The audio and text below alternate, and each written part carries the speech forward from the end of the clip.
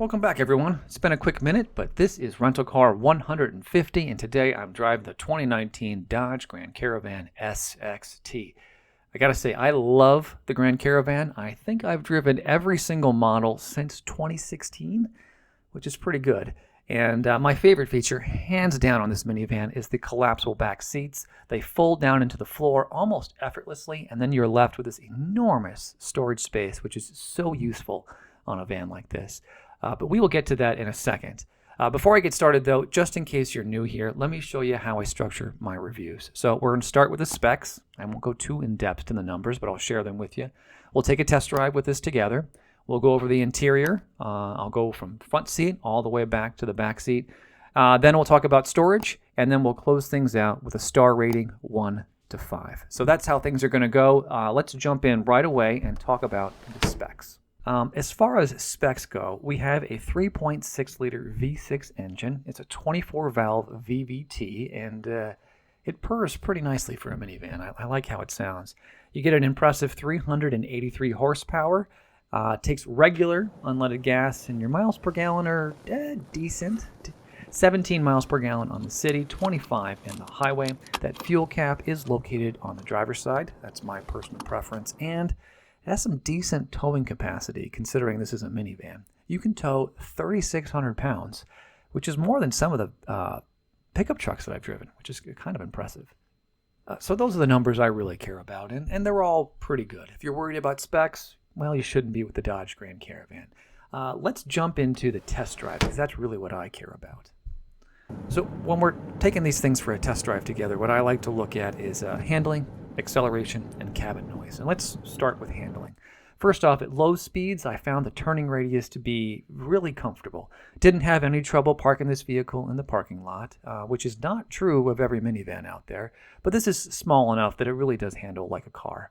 At higher speeds, I felt comfortable going around corners, even accelerating pretty aggressively, like onto an on-ramp when you're getting on the interstate.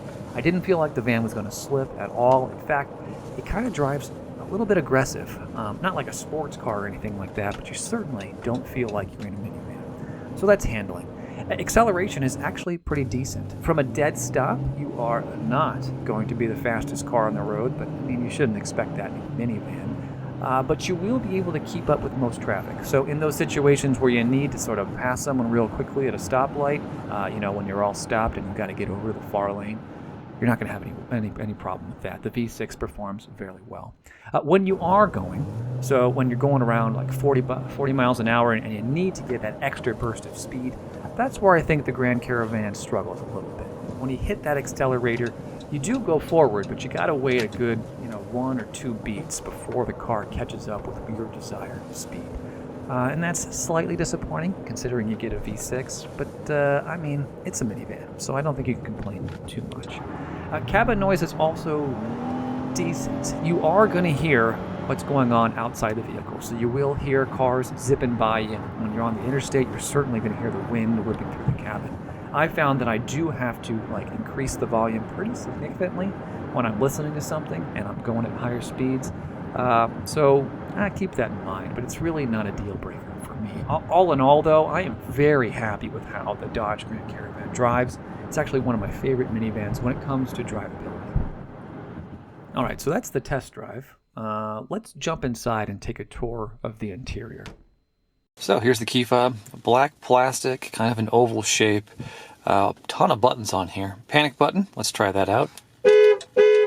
Lock and unlock buttons, button to release the hatch, remote start, and then buttons to open the side doors.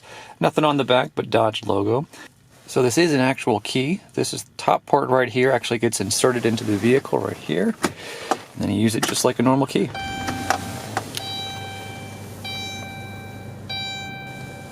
Here's the steering wheel setup. Not a ton of buttons on this one. You have your virtual assistant button, a button to answer and hang up phone calls, a step button to cycle through some of the menus up here in the gauge cluster, and then a reset button to reset your trip counters. Virtual assistant button doesn't do much. Let me show you. Turn this car into a Tesla.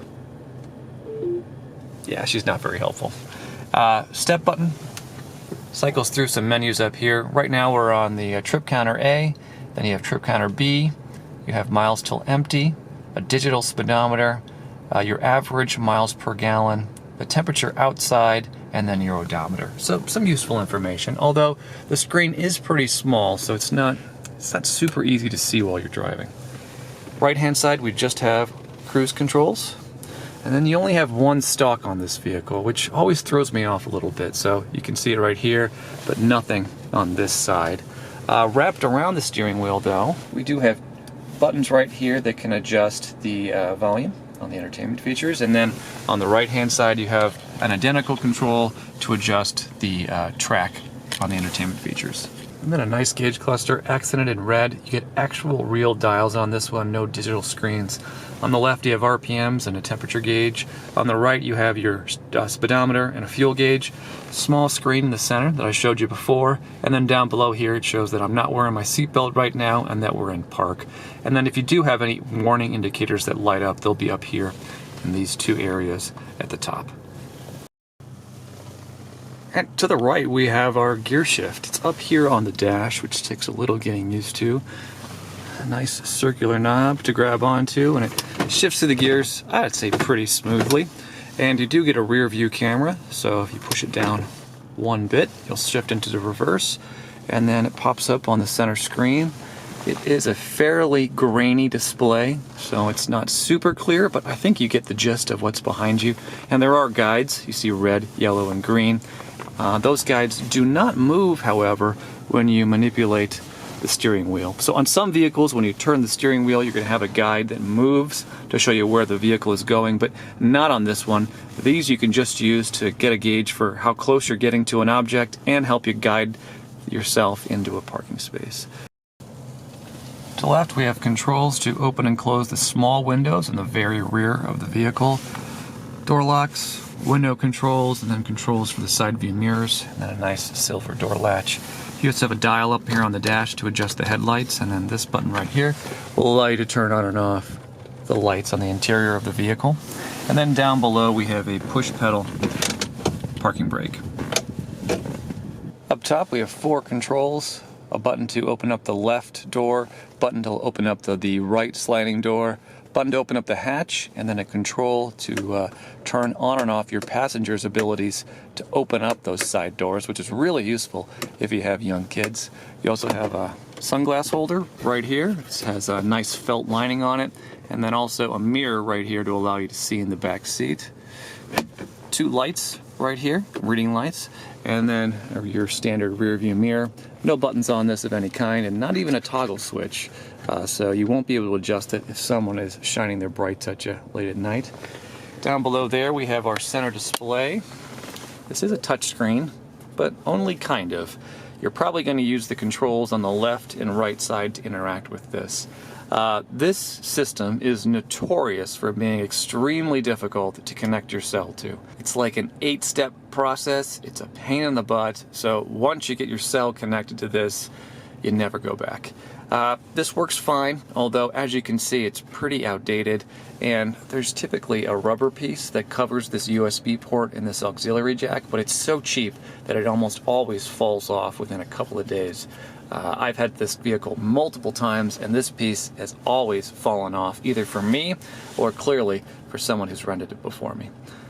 There's also a CD player tucked behind there, which is always nice. So a functional display, not great resolution, dedicated controls, really difficult to connect your cell to, so not a great selling point in my opinion. Down below there we have our climate controls, nice big dials and buttons for everything, right? Buttons to change where the vents are blowing, buttons for your defroster settings, a dial to adjust the temperature for you and your passengers, and then a big dial in the center to adjust the fan, and then controls right here to adjust the temperature in the back of the vehicle. You got an eco button right here to turn on your fuel economy drive settings, a very small hazard button, and then your traction control button right there. Down below there we have a small storage area. It kind of looks like it has a removable lining, but this is extremely difficult to get out. Small area, but pretty good for a cell phone, especially if you turn it sideways. Behind there we have a large storage area with 2 cup holders, and this lining does come out which is really important for minivans because it's going to get dirty, and it's always nice if you have something you can take out and throw in the dishwasher. And this is kind of a rubbery plastic material that should be dishwasher safe. 2 cup holders behind there, and then another storage area right here. Underneath you have that same rubber lining change holder, and then a small storage area right there. As you can see, it's already attracted quite a bit of crumbs and nastiness. So now being able to do this and throw this in the sink and wash it, or even throw it in the dishwasher, is a huge plus for a minivan. Alright, so I jumped in the passenger seat just to get a different perspective up here. Plenty of legroom, which is to be expected. Not a whole lot of amenities though. So we have our door locks, window controls, door latch, nice big handle to help you get in and out of the vehicle. And it's always worth noting that your seat belt does adjust even for your passenger, which is always nice, although I rarely use those. And then 3 additional storage areas. So a large one right here above the glove box with a USB port. It's nice and deep, so you should be able to get plenty of stuff in here. Glove box below there. Pretty small storage area. So you'll notice this, you're not going to be able to store anything in. This is actually your glove box. So you won't be able to get any additional materials in here, but you can get your owner's manual and your registration materials. And then down here by the floor, which is underneath this center area, this center console area, you do have an additional storage area and some cargo netting to keep some items down there.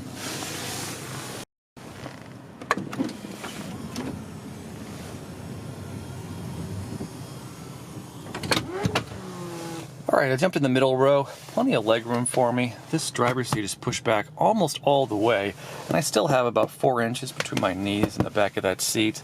Leather seats, although there is a plastic lining on the back of it. I mention that because these do tend to get scuffed up quite a bit. Wow, you can see I just used my fingernail, and you can already see the marks on it. But they do clean pretty easily, and there are some cargo netting on the back of both seats, so you can store some additional items. Not a ton of amenities back here, so you have window controls, and then a large door latch to open the door, and then also a button to use the automatic door feature, and then a big handle right here to help you get in and out of the vehicle.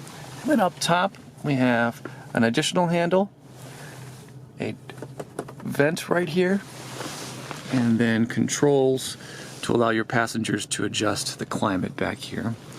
There's also a fold-downable armrest for each of these captain's chairs. Wow, that is really tight and not easy to manipulate, but, you know, it does add to a little bit of comfort. And let's look, oh man, why is that on there so tight? And let's look at car seat anchors. As you can see, they are already exposed, so that'll make it really easy to install a car seat back here, which, if you're driving a minivan, it's probably something that you want to take into consideration. All in all, these are pretty comfortable seats, especially when you consider this is the middle row on a minivan. Nice leather too, and I always like exposed stitching like this. I think it really is a nice look. Alright, so let's jump into the third row. This is always fun. Alright. It's not too bad. As far as leg room goes, I do have plenty of distance between my knees and the back of that middle row seat. I would note though that there's not a whole lot of room for my feet. This is actually the mechanism you use to collapse those seats down, and it kind of gets in the way. You can't slide your feet very comfortably under that seat. But I'm an adult, 6 feet tall, and I fit back here, which is a huge thing. Back here you do have an additional hanger right here for a jacket. Each passenger gets their own dedicated vent. There are cup holders and storage areas back here for additional items. The car seat anchors are easily exposed. Look at that. You can see them and touch them without manipulating the seats at all.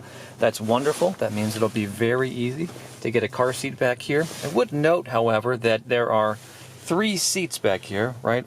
1, 2, 3. But there are only 2 car seat anchors, right here and right here. So you will not be able to stack a bunch of car seats back here if you have tons of small kids. So just keep that in mind.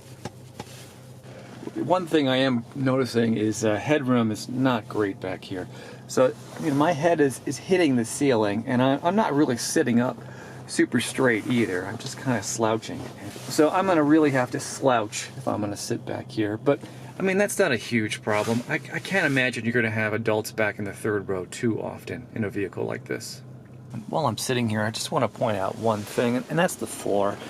So you do have a black carpet, but it does seem to be kind of a hair and a crumb magnet. This is a pretty new vehicle, and Enterprise vacuums it out pretty regularly, but you can already see hair, crumbs, and all that kind of stuff all over it.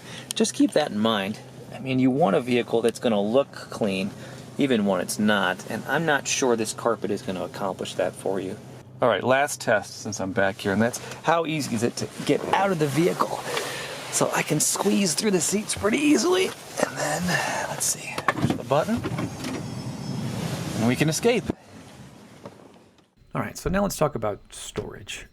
This is where I think the Grand Caravan really, well, it beats all the other minivans that I've driven. So with the third row seat up, you do have this nice sort of well right here where you can store plenty of stuff. And it's actually pretty nice because it prevents things from jostling around too much while you're driving. And then if you need more space, you can fold down that rear seat really easily just by pulling on these little cords and tabs right here. And then you can fold it all the way down into the floor, which is just fantastic because then you have a nice flat surface back here to store larger items. And then, if you need even more space, this is my favorite feature, those middle row seats, those captain's chairs, also fold completely down into the floor and disappear completely, and then you can take advantage of the entire space back here. You have a flat floor to lay things on, and you still have those seats, because in other minivans, you can take those seats out of the vehicle, but then you got to store them someplace like in your garage. And if you need them on the fly, you don't have access to them. But with this car, this minivan, they collapse into the floor and they're accessible to you anytime you need them. All right, so that's pretty much everything end to end on the 2019 Dodge Grand Caravan SXT. As I mentioned before, I really do like this minivan, but now that we're to the rating, there's really one caveat here, and that's price. So this minivan that you see in front of you, that retails for about $28,000, which is not too bad. But considering how fair the technology is on this thing, I mean, if you go up just a couple more $1,000s, you can get a Kia Sedona or a Honda Odyssey, which drive comparably, and you can get much, much better technology. But if what you're looking for is something that drives a little bit aggressive and has those collapsible seats, well, then you just can't beat the Dodge Grand Caravan, at least in my opinion. So with that being said, I'm going to give this one 4 stars. There's a lot to love, but this minivan, certainly isn't perfect. Anyway, that's my opinion. If you disagree with me, please leave me a comment below. I love to hear from you. We can go back and forth and talk about, which is better, the Honda, the Kia, or the Dodge. Anyway, thank you so much for joining me, and I hope you join me next time when I'm back with another rental car review. That'll be my 151st rental car review, and I will see you then.